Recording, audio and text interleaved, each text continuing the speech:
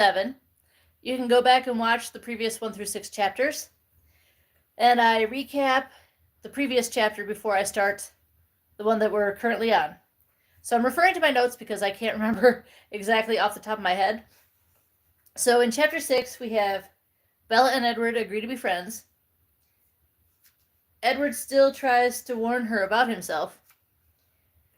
They discuss theories about what Edward is. She hasn't quite figured out that he's a vampire yet, but she has some theories. So she hasn't quite figured it out just yet.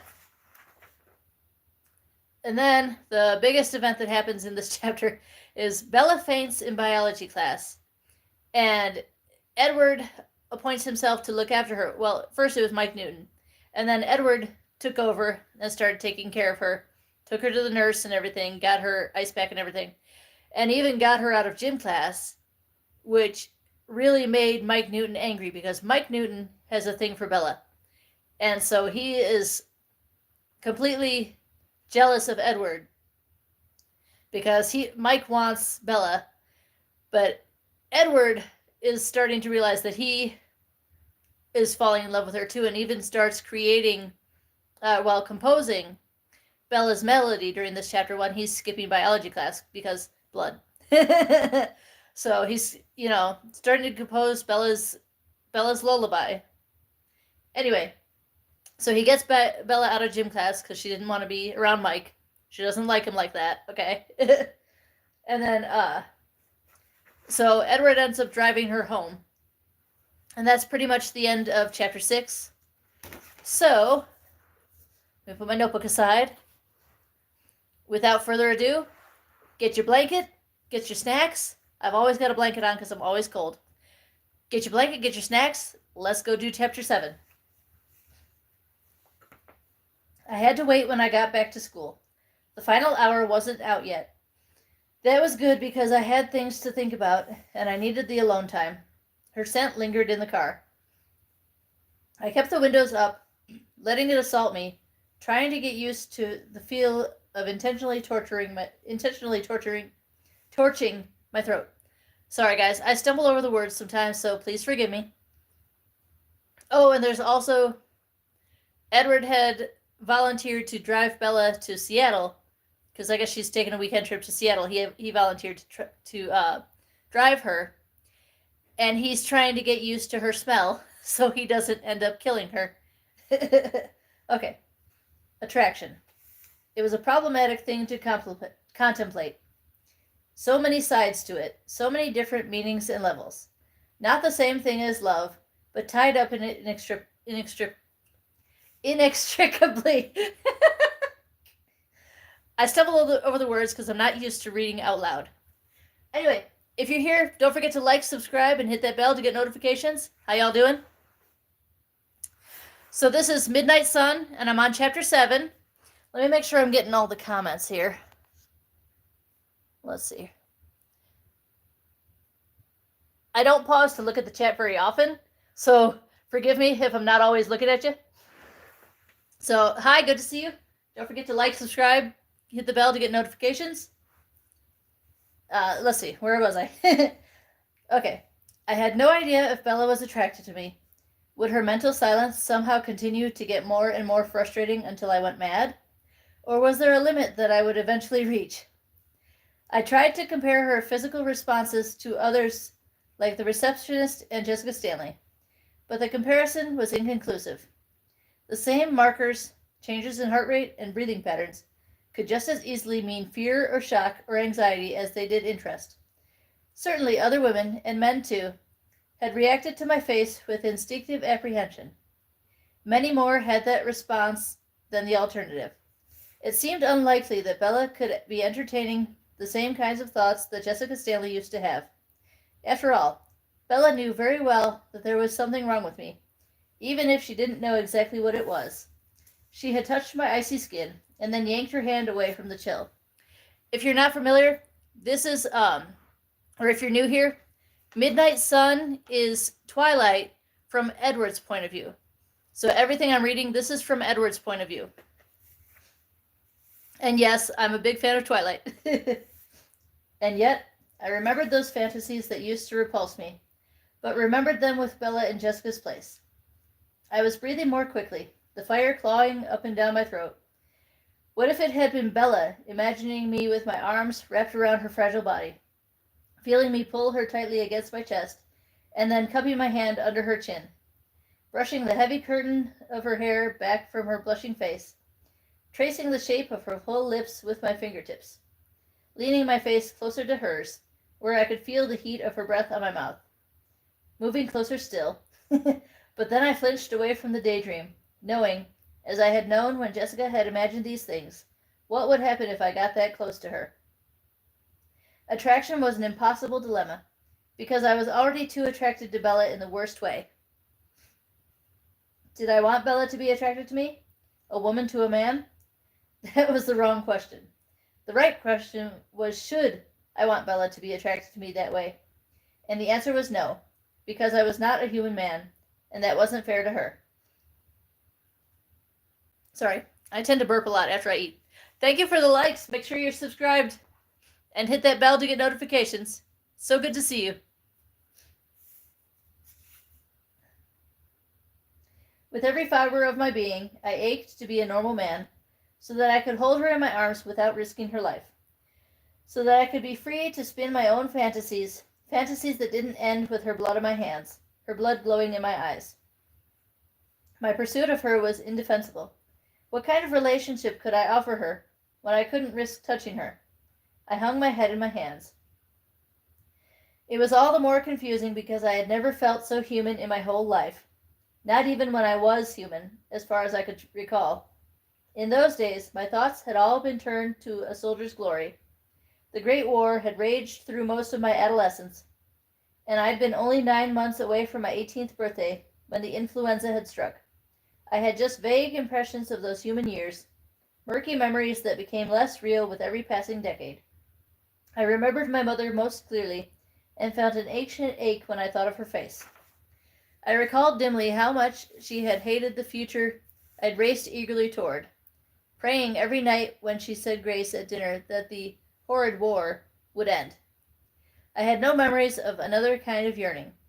Besides my mother's love, there was no other love that had made me wish to stay. Now, if you remember... Oh, sorry, guys.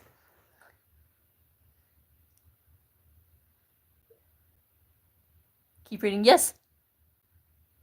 50 Shades of Grey.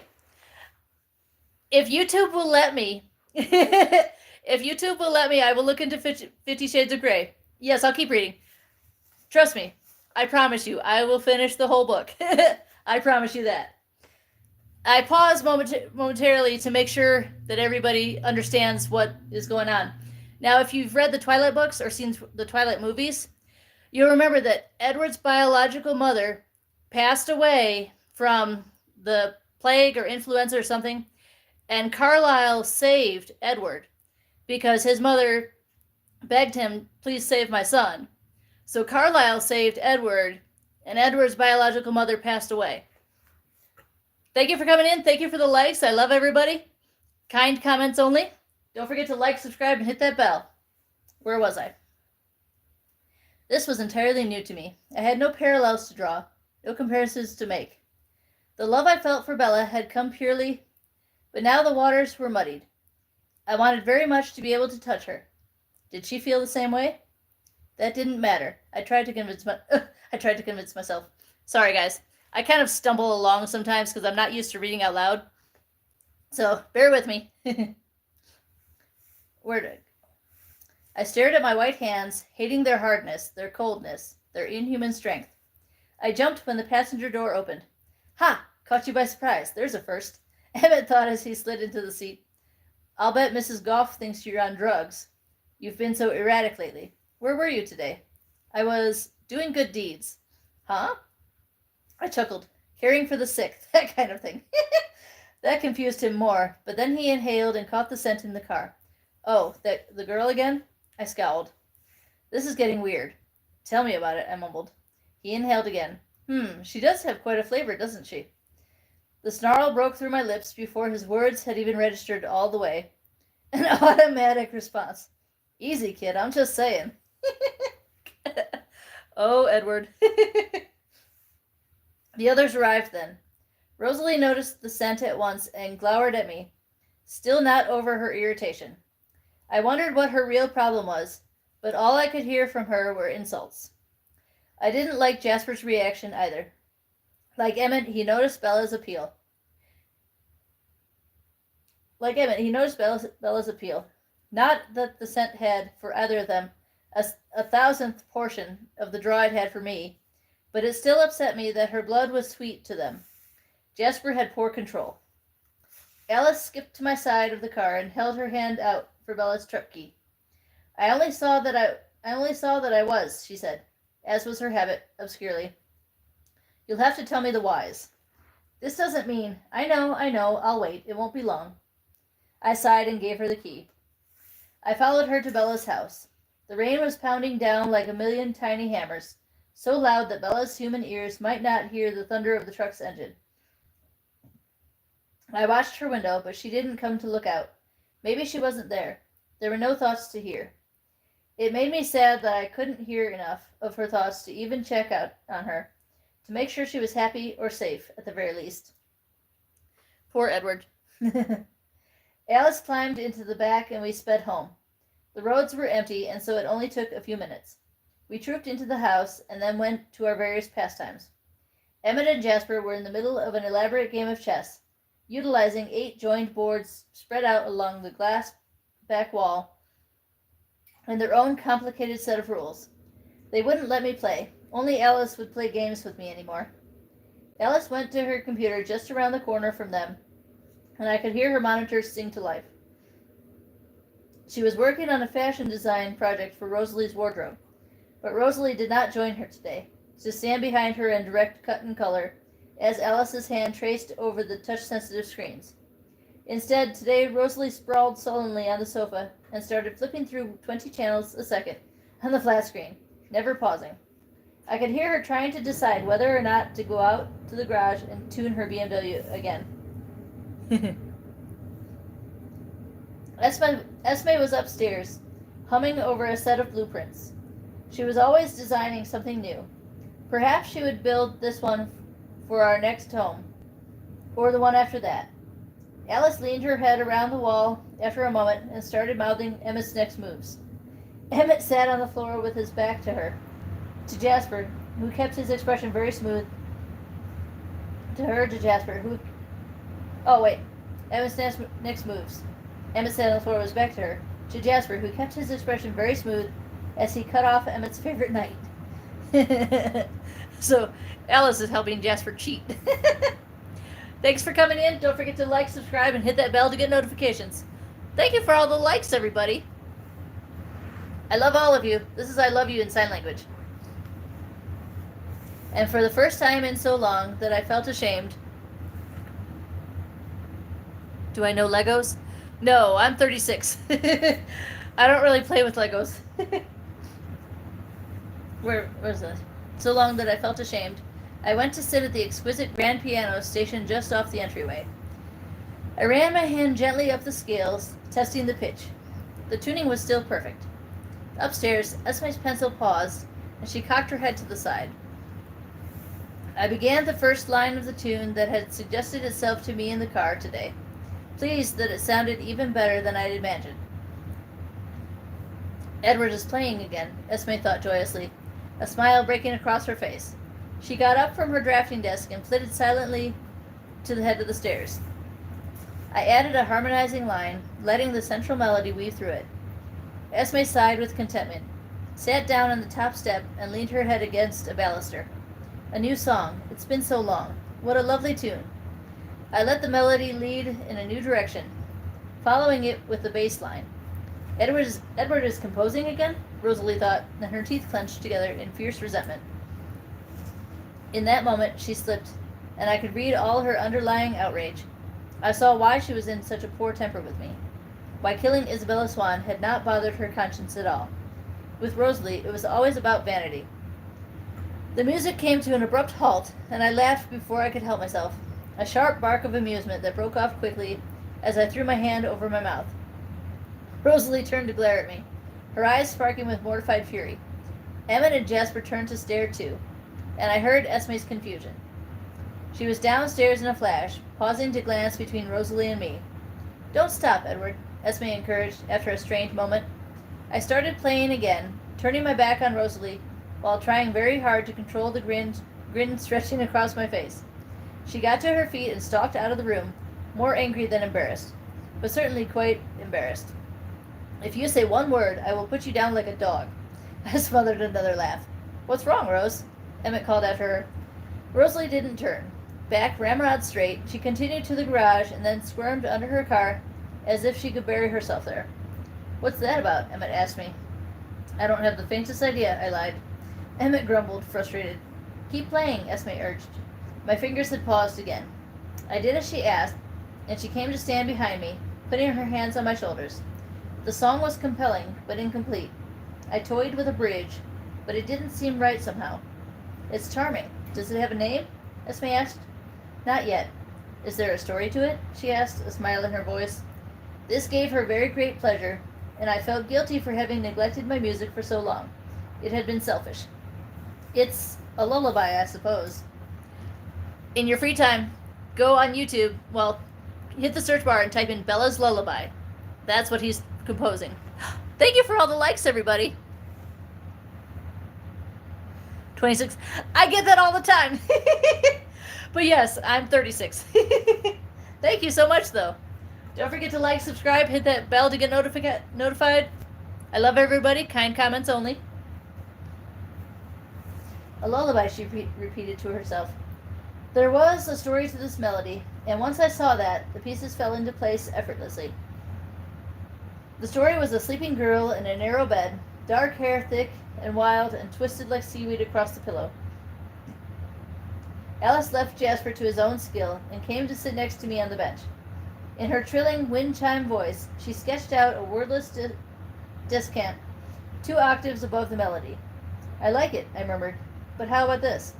I added her line to the harmony, my hands flying across the keys to work all the pieces together, modifying it a bit, taking it in a new direction. She caught the mood and sang along. Yes, perfect, I said. Esme squeezed my shoulder. But I could see the conclusion now, with Alice's voice rising above the tune and taking it to another place. I could see how the song must end, because the sleeping girl was perfect just the way she was, and any change at all would be wrong, a sadness. The song drifted toward that realization, slower and lower. Alice's voice lowered too, and became solemn, a tone that belonged under the echoing arches of a candle-lit cathedral. I played the last note and then bowed my head over the keys. Esme stroked my hair. It's going to be fine, Edward.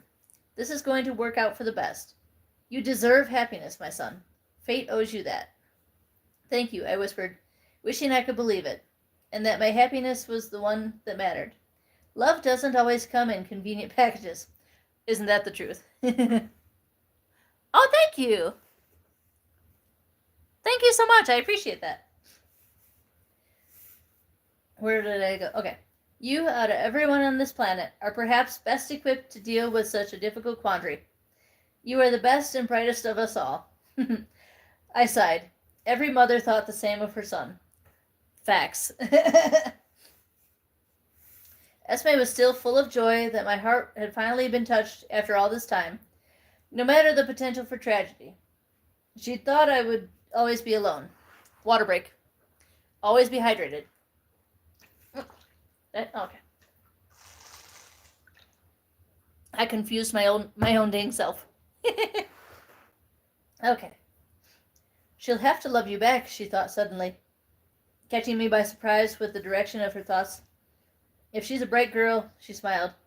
But I can't imagine anyone being so slow they wouldn't see the catch you are. Stop it, Mom. You're making me blush, I teased. Her words, though improbable, did cheer me.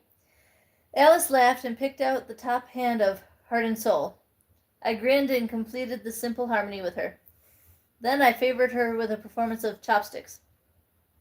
She giggled, then sighed. So I wish you'd tell me what you were laughing at Rose about, Alice said. But I can see that you won't. No. She flicked my ear with her finger. Be nice, Alice, Esme chided. Edward is being a gentleman. But I want to know. See, Alice is nosy like me. I have a tendency to be nosy too. Win live stream. Thank you! I laughed at the whining tone she put on. Then I said, "Here, Esme," and began playing her favorite song, an unnamed tribute to the love I'd watched between her and Carlisle for so many years. "Thank you, dear," she squeezed my shoulder again. I didn't have to concentrate to play the familiar piece. Instead, I thought of Rosalie, still figuratively writhing in humiliation in the garage, and grinned to myself. Having just discovered the potency of jealousy for myself, I had a small amount of pity for her. It was a wretched way to feel. Of course, her jealousy was 1,000 times more petty than mine. Quite the dog in the manger scenario. In surgery 2 months ago. Oh no, I'm so sorry. Car crashes are never fun. I was rear-ended back in, this past June. But amazingly, no injuries. But I credit my seatbelt for that. Seatbelts save lives. Where'd I go? I wondered how Rosalie's life and personality would have been different if she had not always been the most beautiful. Oh, and forgive me if I'm not always watching the chat, because I get, engrossed in reading. So if I'm not always watching the chat, I'm sorry. I'll catch up with it when I get a chance. Would she have been a happier person? Less egocentric? Oh, if she had not always been the most beautiful. Did I read that part? Okay. More compassionate? If beauty hadn't at all times been her strongest selling point? Well, I suppose it was useless to wonder. Because the past was done, and she always had been the most beautiful. Even when human, she had ever lived in the spotlight of her own loveliness. Not that she'd minded.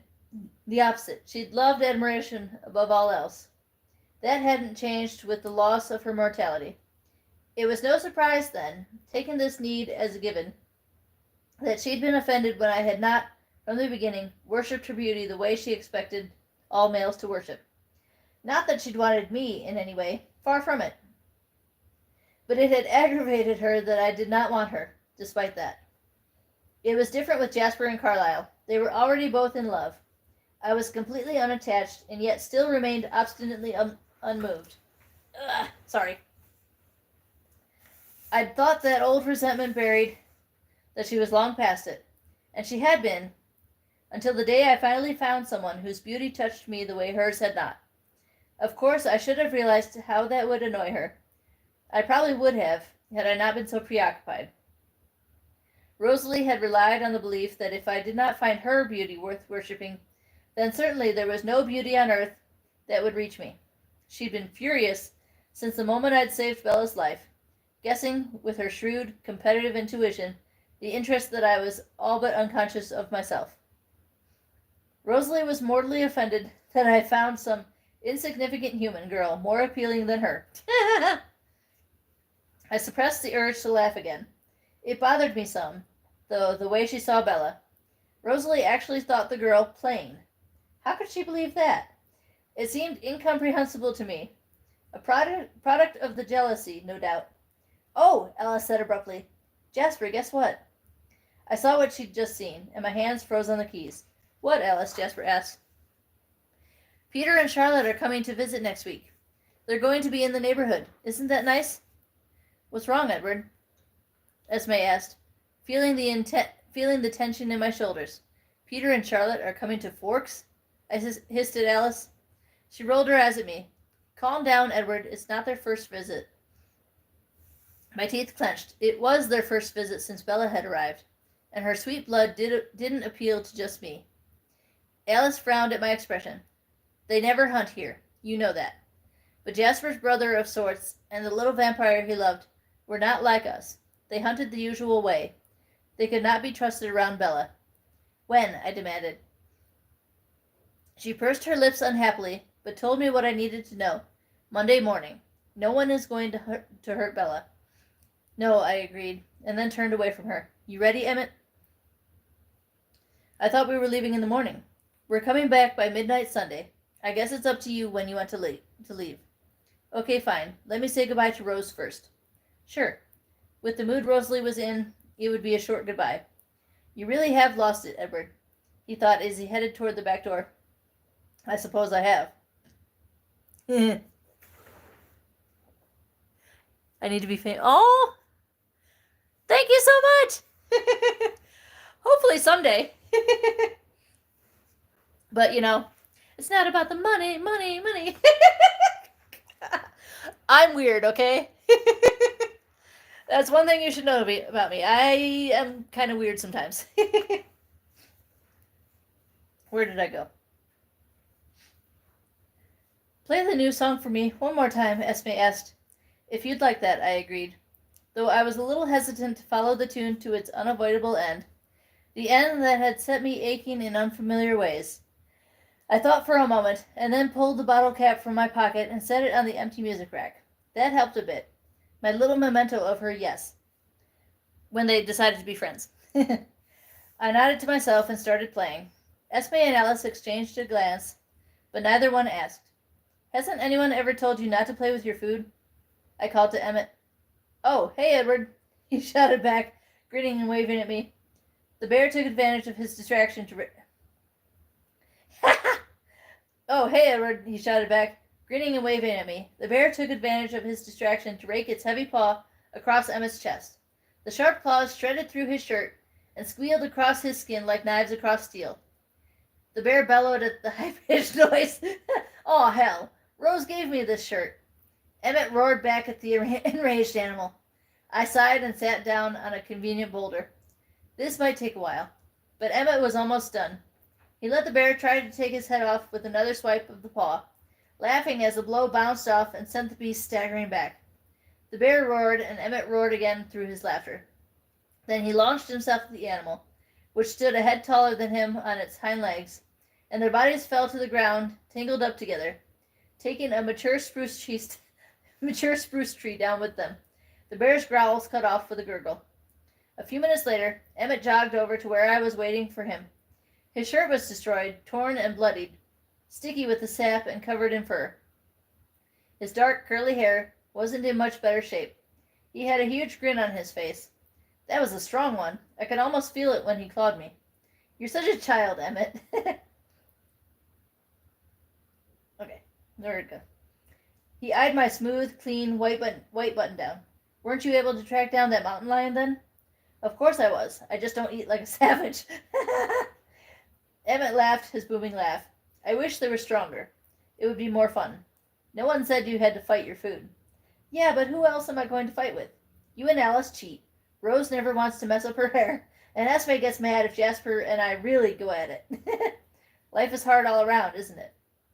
Emmett grinned at me, shifting his weight a bit so that he was suddenly poised to take a charge. Come on, Edward. Just turn it off for 1 minute and fight fair. It doesn't turn off, I reminded him. Wonder what that human girl does to keep you out. Emmett mused. Maybe she could give me some pointers. My good humor vanished. Stay away from her, I growled through my teeth. Touchy, touchy. Oh, goodness. I want to do... Oh, that's so sweet. Let's see. The parameters for being monetized says I need, I think it said 1,000 subscribers and something like that. I have to look at the parameters again, but it's complicated. It's like you have to have a certain amount of subscribers, then you have to have a certain amount of watch hours, and it's all complicated. It might take me a couple years. At the rate that my subscribers are going, it might take me a couple years. But I'm trying. I promise I'm trying. I sighed. Emmett came to sit beside me on the rock. Sorry, I know you're going through a tough spot. I really am trying to not be too much of an insensitive jerk. But since that's sort of my natural state... Sorry, I'm burping. He waited for me to laugh at his joke, and then made a face. So serious all the time. What's bugging you now? Thinking about her. Well, worrying, really. What's there to worry about? You are here. He laughed loudly. I ignored his joke again, but answered his question. Have you ever thought about how fragile they all are?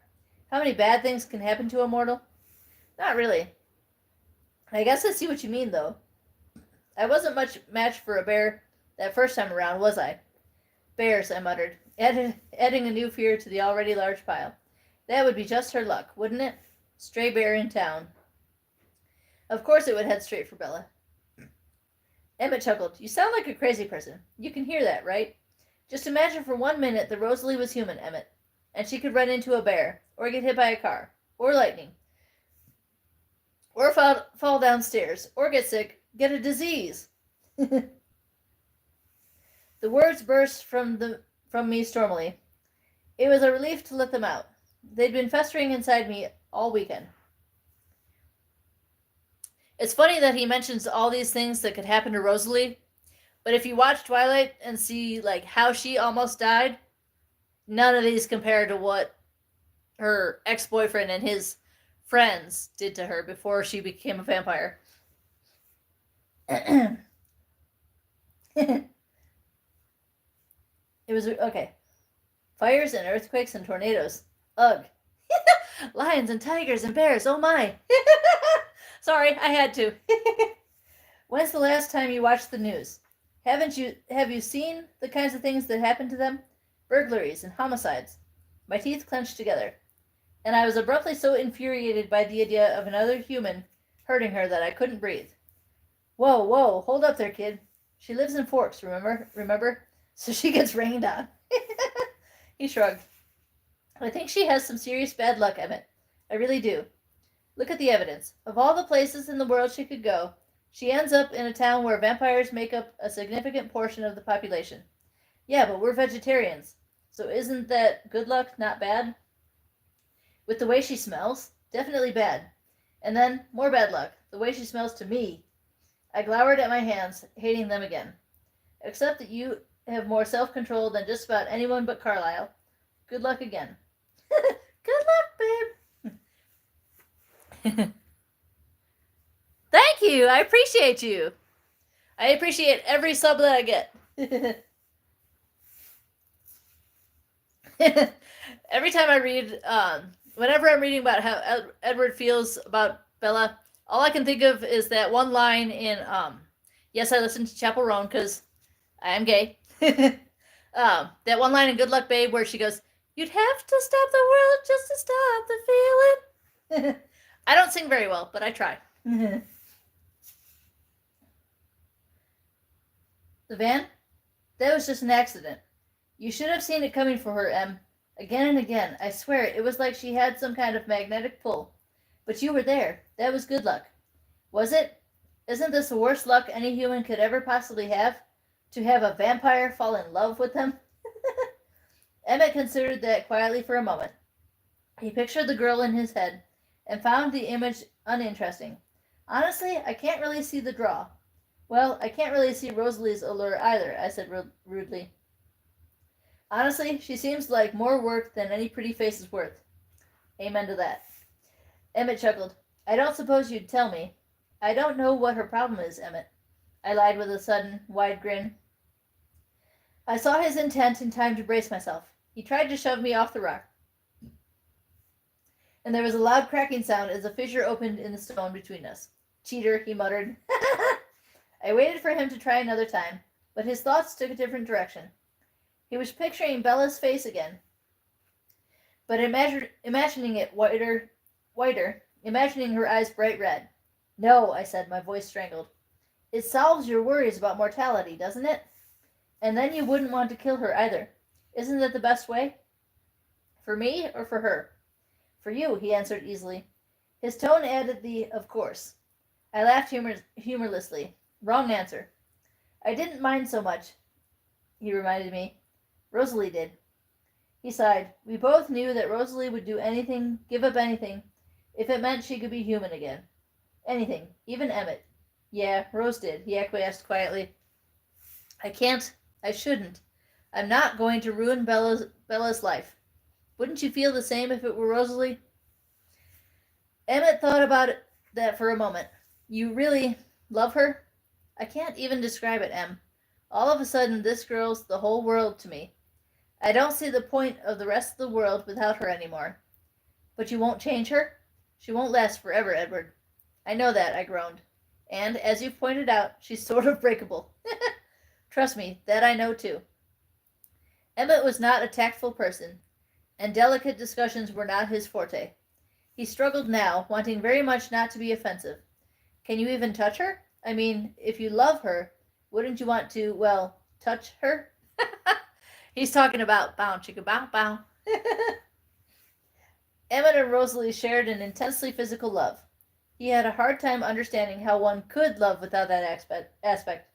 I sighed. I can't even think of that, Emmett. Wow, so what are your options then? I don't know, I whispered. I'm trying to figure out a way to leave her. I just can't fathom how to make myself stay away. With a deep sense of gratification, I suddenly realized that it was right for me to stay, at least for now, with Peter and Charlotte on their way. She was safer with me here, temporarily, than she would be if I were gone. For the moment, I could be her unlikely protector. The thought made me anxious. I itched to be back so that I could fill that role for as long as possible. Emmett noticed the change in my expression. What are you thinking about? Right now, I admitted a bit sheepishly, I'm dying to run back to Forks and check on her. I don't know if I'll make it to Sunday night. You are not going home early. Let Rosalie cool down a little bit, please, for my sake. I'll try to stay, I said doubtfully. Emmett tapped the phone in my pocket. Alice would call if there were any basis for your panic attack. She's as weird about this girl as you are. I couldn't argue with that. Fine, but I'm not staying past Sunday. There's no point in hurrying back. It's going to be sunny anyway. Alice said we were free from school until Wednesday. I shook my head rigidly. Peter and Charlotte know how to behave themselves. I really don't care, Emmett. With Bella's luck, she'll go wandering off into the woods at exactly the wrong moment, and... I flinched. I'm going back Sunday. Emmett sighed, exactly like a crazy person. Bella was sleeping peacefully when I climbed up to her bedroom window early Monday morning. I had brought oil to grease the mechanism, entirely surrendering to that particular devil, and the window now moved silently out of my way. Nothing a little WD-40 can't fix. I could tell by the way her hair lay smooth across the pillow that she'd had a less restless night than the last time I was there. She had her hands folded under her cheek like a small child, and her mouth was slightly open. I could hear her breath moving slowly in and out between her lips. It was an amazing relief to be here, to be able to see her again. I realized that I wasn't truly at ease unless that was the case. Nothing was right when I was away from her. Not that all was right when I was with her, either. I sighed and then inhaled, letting the thirst fire rake down my throat. I'd been away from it too long. The time spent without pain and temptation made it all the more forceful now. It was bad enough that I was afraid to go kneel beside her bed so that I could read the titles of her books. I wanted to know the stories in her head. But I was afraid of more than my thirst, afraid that if I let myself get that close to her, I would want to be closer still. Her lips looked very soft and warm. I could imagine touching them with the tip of my finger, just lightly. That was exactly the kind of mistake I had to avoid. My eyes ran over her face again and again, examining it for changes. Mortals changed all the time. I was anxious at the thought of missing anything. I thought she looked tired, as though she hadn't gotten enough sleep this weekend. Had she gone out? Oop, we're almost at the end of the chapter. I laughed silently and wryly at how much that upset me. So what if she had? I didn't own her. She wasn't mine. No, she wasn't mine, and I was sad again. Mom, she murmured quietly. No, let me, please. The stress mark between her brows, shaped like a small V, was etched deep. Whatever Bella's mother was doing in her dream, it clearly worried her. She rolled suddenly to her other side, where her eyelids never flickered. Yes, yes, she murmured, and then sighed. Ugh, it's too green. One of her hands twitched, and I noticed that there were shallow, barely healed scrapes across the heel of her palm. She'd been hurt? Even though it was obviously not a serious injury, it still disturbed me. I considered the location and decided she must have tripped. That seemed a reasonable explanation, all things considered. She pleaded with her mother a few more times, mumbling something about the sun, then slipped into a quieter sleep and did not move again. It was comforting to think that I wouldn't have to puzzle over any of these small mysteries forever.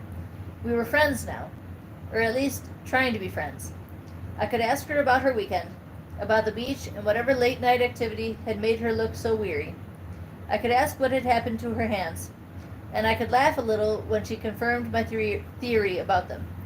I smiled gently as I wondered whether she had fallen in the ocean. I wondered if she had had a pleasant time on the outing. I wondered if she'd thought about me at all, if she'd missed me even the tiniest portion of the amount that I'd missed her. I tried to picture her in the sun on the beach. The picture was incomplete, though, because I'd never been to First Beach myself. I only knew how it looked from pictures. I felt a tiny qualm of unease as I thought about the reason I'd never once been to the pretty beach located just a short run from my home. Bella had spent the day at La Push, a place where I was forbidden, by treaty, to go. Because that's part of the Quileutes territory. You know, Jacob's tribe, that's part of their territory. So vampires are not allowed to set foot there. A place where a few old men still remembered the stories about the Cullens, remembered and believed them. A place where our secret was known. I shook my head. I had nothing to worry about there. The Quileutes were bound by treaty too.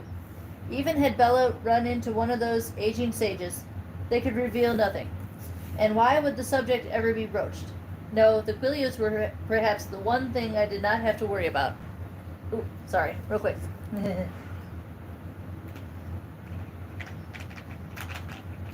Come on.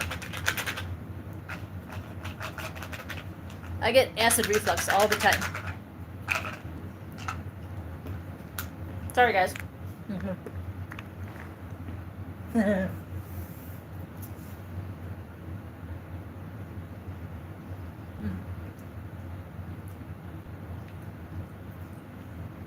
was angry with the sun when it began to rise. It reminded me that I could not satisfy my curiosity for days to come. Why did it choose to shine now? With a sigh, I ducked out her window before it was light enough for anyone to see me here. I meant to stay in the thick forest by her house and see her off to school, but when I got into the trees, I was surprised to find the trace of her scent lingering on the narrow pathway there. I followed it quickly, curiously, becoming more and more worried as it led deeper into the darkness. What had Bella been doing out here? The trail she'd left stopped abruptly, in the middle of nowhere in particular.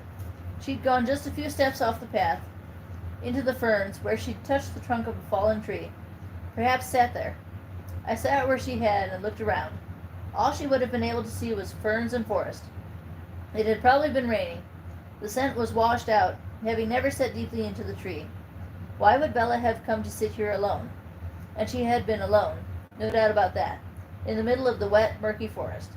It made no sense, and unlike those other points of curiosity, I could hardly bring this up in casual conversation. So, Bella, I was following your scent through the woods after I left your room. Just some minor breaking and entering. No need to worry. I was exterminating spiders. Yes, that would be quite the icebreaker. I would never know what she'd been thinking and doing here. And that had my teeth grinding in frustration. Worse, this was far too much like the scenario I'd imagined for Emmett. Bella wandering alone in the woods, where her scent would call to anyone who had the senses to track it. I groaned. She didn't just have bad luck, she courted it. Well, for this moment she had a protector. I would watch over her, keep her from harm, for as long as I could justify it. I suddenly found myself wishing that Peter and Charlotte would make an extended stay. And that is the end of Chapter 7. Not a very exciting chapter, but there are still many more to come. So, I hope you are enjoying these chapters so far. I will finish the book, don't worry. So I'm hoping you enjoyed it so far. I will see you all tomorrow. I love you. Stay safe, stay healthy, and be kind. I love you guys. Thank you for all the likes and subscriptions.